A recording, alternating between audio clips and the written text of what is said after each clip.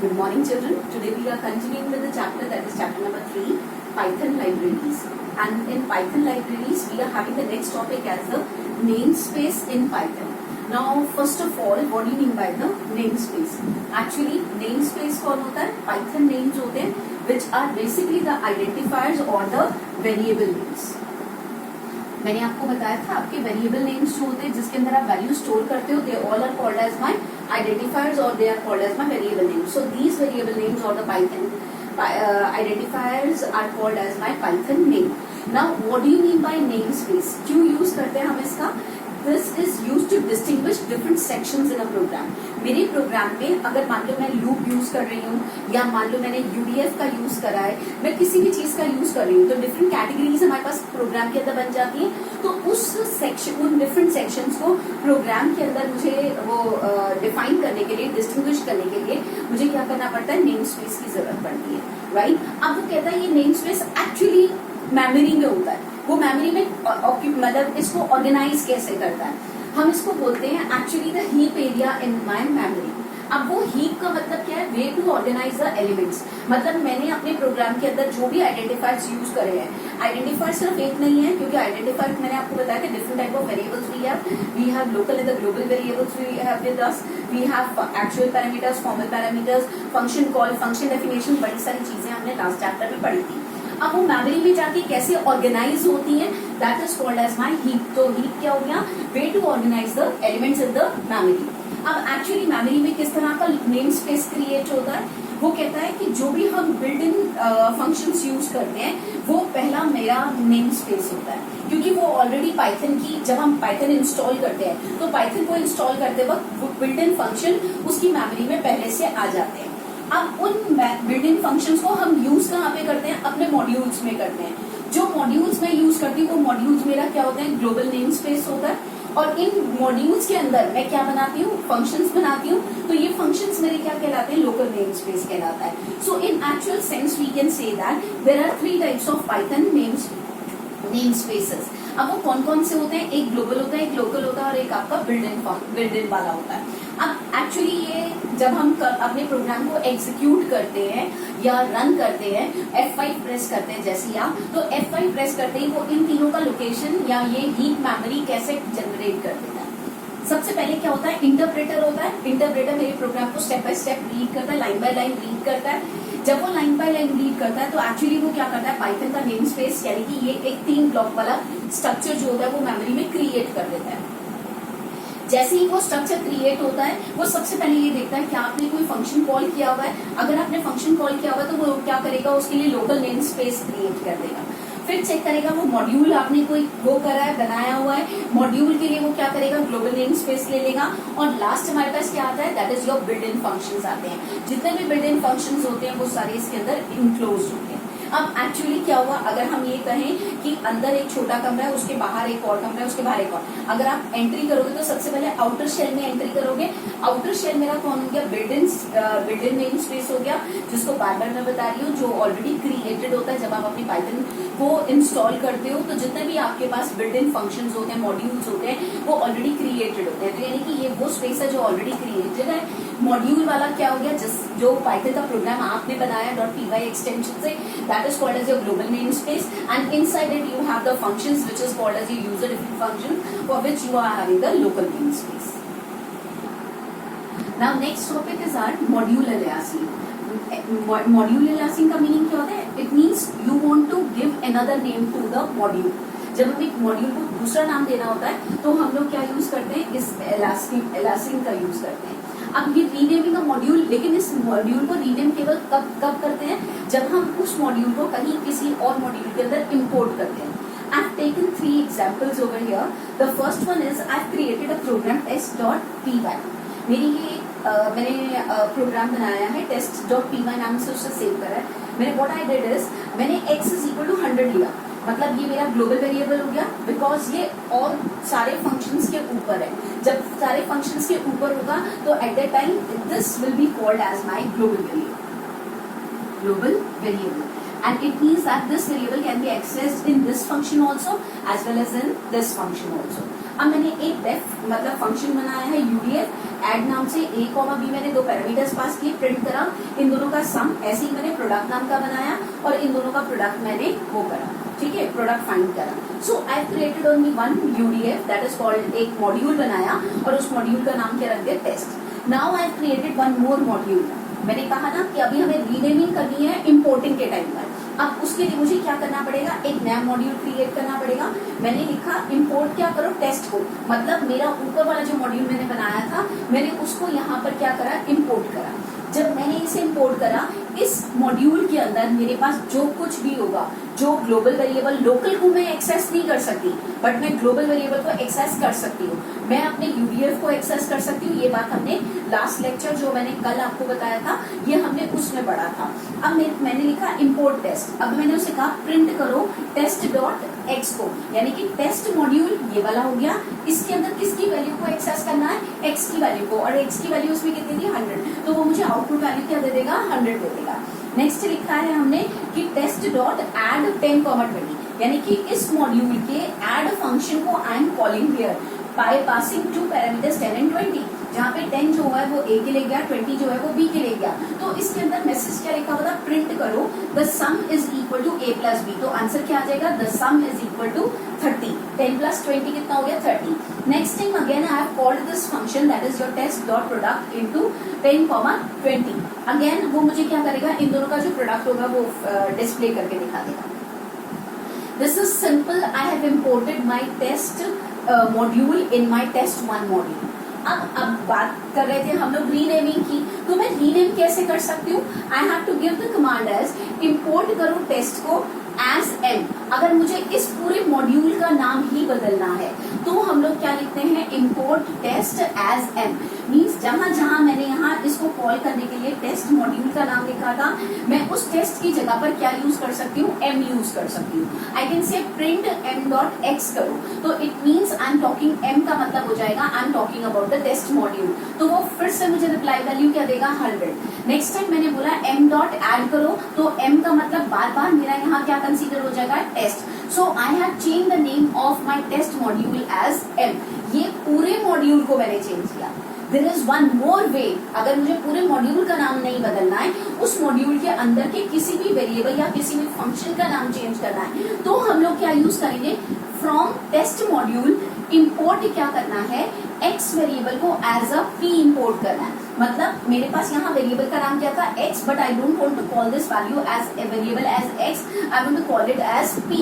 तो मैं क्या करूंगी, उसे कहूंगी इंपोर्ट करो टेस्ट मॉड्यूल में से किसको इंपोर्ट करना है, x को एज अ p करना है, और मेरा जो UDF ऐड है उसको मैं किस नाम से कॉल करना चाहती हूँ, I want to call it with the name as sum. तो अब मैंने उसे बोला प्रिंट क्या करो, p को करो. तो इन दिस केस ये मुझे आउट वैल्यू क्या दे देगा, दैट इज 100 दे देगा, क्योंकि p किसके इक्वलेंट था, x के. x की वैल्यू कितनी थी, 100. अगली बार मैंने लिखा सम विद इन माई ब्रैकेट्स 100,20. ये बात हमने कल भी पढ़ी थी. अगर हम लोग फ्रॉम स्टेटमेंट का यूज करते हैं, then we are not suppose to use the dot operator to access the functions और the UDF of any module. लेकिन अगर मान लो मैंने खाली इंपोर्ट स्टेटमेंट का यूज करा है, देन इट इज कंपल्सरी कि मैं अपने मॉड्यूल के लिए यहाँ पे डॉट ऑपरेटर का यूज करती हूँ उसे एक्सेस करने के लिए. अब यहाँ पे मैंने लिखा था ऐड को मुझे किस नाम से कॉल करना है, सम के नाम से. तो मैंने क्या किया, फंक्शन कॉल करा, मैंने लिखा सम. अब ये सम किसके लिए वर्क करेगा, ऐड के लिए वर्क करेगा. अगर मैंने बोला सम ब्रैकेट में 100,200, तो वो मुझे वैल्यू क्या रिटर्न करेगा, the sum is 300. The sum is equal to 300 आ जाएगा. अब नेक्स्ट टाइम में मैंने क्या किया, आई ट्राइड कि क्यों ना मैं डायरेक्टली x को एक्सेस करूं. तो मैंने क्या कह दिया, प्रिंट x करो. In this case it will show me the name error here. क्यों, क्योंकि मैं इस मॉड्यूल के अंदर अपने x वाले वेरिएबल का नाम चेंज करके क्या कर चुकी हूँ, p. तो टिल दिस प्रोग्राम और टिल दिस मॉड्यूल आपका जो x होगा वो क्या कंसीडर किया जाएगा, p, और जो आपका ऐड फंक्शन है वो क्या कंसीडर किया जाएगा, सम. Now let's continue how to create a package or a library. If I want to create my own library, if I want to create my own package, so what I'll do is how that can be done. I'll tell you. That is basically package क्या है, हमारे पास collection of related modules का है. मिलते जुलते modules को अगर हमने कलेक्ट करना है अंडर वन यूनिट, तो हम लोग क्या यूज करते हैं, पैकेज का यूज करते हैं. और ये कंपलसरी होता है कि अगर मैंने पाइथन के अंदर अपना पैकेज क्रिएट करना है, then that module, that package should contain a file named as init.py file. मतलब मैंने जो मर्जी मॉड्यूल बना लो, जिस मर्जी, सपोज मैंने टेस्ट बनाया, test1.py बनाया, test2.py, test3.py बनाया, जितने मर्जी मैं मॉड्यूल्स बना लूं, लेकिन अगर मुझे अपने पैकेज को कंप्लीट करना है तो it is compulsory that my package should contain the underscore init _.py file in it. ठीक है, बिना इसके ये मेरा एग्जीक्यूट नहीं करता, कोई भी पैकेज एग्जीक्यूट नहीं करेगा। 1 नंबर 2 क्वेश्चन इज कि ये पैकेज कंटेन करने के लिए मुझे करना क्या पड़ेगा। इसके लिए क्या होता है, एक्चुअली मैं एक डॉस प्रॉम्प्ट में जा रही हूँ, पीछे जा रही हूँ कि हमारे पास क्या होता है, जब भी आप माई कंप्यूटर ऑन करते हो, you are having your drive letters over here. Left side पे जहाँ आपका विंडोज एक्सप्लोरर होता है, विंडोज एक्सप्लोरर का काम क्या होता है, to show you the drive letters. जैसे ही आप किसी ड्राइव लेटर पे क्लिक करते हो, you get the folders. Right side पे वो क्या करेगा, जितने भी फाइल्स और फोल्डर्स बने होते हैं वो सारे शो करता है, करेक्ट। अब ये फोल्डर मेरे क्रिएट कैसे होते हैं, विंडोज में फोल्डर्स क्रिएट करना it is very easy, right click दबाओ, न्यू पे जाओ, फोल्डर पे जाओ, क्लिक करो और नाम दे दो। बट अगर मुझे यही काम डॉस प्रॉम्प्ट पे करना होता है तो हम लोग उसके लिए क्या यूज करते हैं, हम हमेशा क्या लिखते हैं, cmd कमांड होती है। जब आप नीचे से विंडोज वाले बटन को क्लिक करते हो, when you press the Windows button, वहां पर आप क्या प्रेस करो, cmd कमांड होती है। आप cmd लिख करके एंटर करिए। जैसे ही आप cmd लिख के एंटर करोगे, आपको एक ब्लैक कलर की स्क्रीन दिखाई देगी और उस ब्लैक कलर की स्क्रीन के ऊपर आपके पास C:\/ साइन बना हुआ आएगा। अब मुझे यहाँ पर क्या है कि this is basically called as my disk operating system. मैं इस डिस्क ऑपरेटिंग सिस्टम के अंदर अगर अपना कोई फोल्डर क्रिएट करना चाहती हूँ, then the command for creating a folder is mkdir, where mkdir stands for make directory, folder means directory. अब मुझे अगर ये बनाना है तो आई राइट mk, जैसे सपोज एक एग्जांपल मैंने यहाँ लिया है, सी ड्राइव में अगर मुझे ज्योमेट्री नाम का एक फोल्डर बनाना है तो मेरे को कमांड क्या देना पड़ेगा यहाँ पर, mkdir, then I have to write the name of my directory that is geometry, correct. अब ये एंटर करूंगी, सी ड्राइव पे वापस आ जाएगा। अब मुझे देखना है तो मैं क्या कमांड यूज करती हूँ, dir कमांड यूज करती हूँ, तो वो मुझे क्या करेगा, within my square brackets, मतलब less than and greater than sign, वो मुझे यहाँ पे ज्योमेट्री लिखा हुआ दिखा देगा। जिससे ये क्लियर हो जाता है, लेस देन और ग्रेटर देन साइन का मतलब होता है कि that this is called as my sub directory. Directory का सब डायरेक्टरी होता है, this sub directory is called as my folder. अब इसमें मुझे क्या करनी है, 2 फाइल्स क्रिएट करनी है। Like the name of my file is area.py and volume.py। तो ये क्रिएट करने के लिए ये सब काम मैंने कहाँ करा, डॉस पे करा। बट अब वो कहता है कि अगर विंडोज में करना हो, राइट क्लिक दबा करके फाइल क्रिएट करनी है, तो कोई MS वर्ड ओपन करके या कोई भी सॉफ्टवेयर ऑन करके आप उस पाथ पे जाकर के अपनी फाइल को सेव कर सकते हो।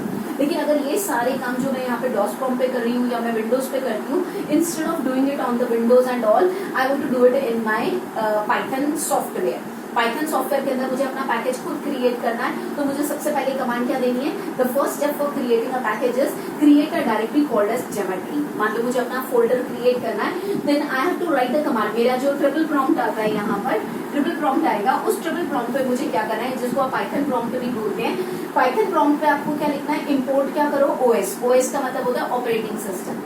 अब जैसे ही वो आप इम्पोर्ट OS मॉड्यूल करोगे तो आपका DOS disk operating system execute करने लग जाता है। अब मुझे अगर अपनी फाइल सब डायरेक्टरी क्रिएट करनी है, फोल्डर क्रिएट करना है, then I write my command as os.mkdir। अभी मैंने बोला mk का मतलब मेक हो गया, dir का मतलब डायरेक्टरी हो गया। मेक डायरेक्टरी और उस डायरेक्टरी का नाम डबल कोट्स में लिख देंगे, तो वो क्या करेगा, आपका पाइथन का सी ड्राइव में जो भी फोल्डर बना होगा उसके अंदर आपको वो क्या शो कर देगा, आपका ज्योमेट्री नाम का फोल्डर शो कर देगा। राइट नाउ अब क्या कहना है, हमें क्या करना है, 2 प्रोग्राम्स बनाने हैं, मतलब 2 मॉड्यूल्स बनाने हैं। किस किस नाम से, एक area.py के नाम से और एक volume.py के नाम से। हमने क्या किया, एक area.py की एक फाइल बनाई, अपनी पाइथन के अंदर प्रोग्राम बनाया और प्रोग्राम में एक छोटा सा टास्क करा हमने, डेफ रेक्टेंगल।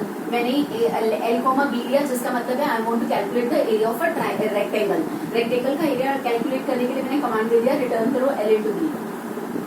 ये मेरा एक मॉड्यूल बन गया। अब मैं एक और मॉड्यूल बना लेती हूँ volume.py के नाम से। मैंने दिया def cube into with in your bracket side, मतलब मैंने वॉल्यूम निकालना है क्यूब का, तो मैंने कमांड दे दिया side into side. It is a cube of side, तो मैंने ये 3 डिफाइन कर दिए।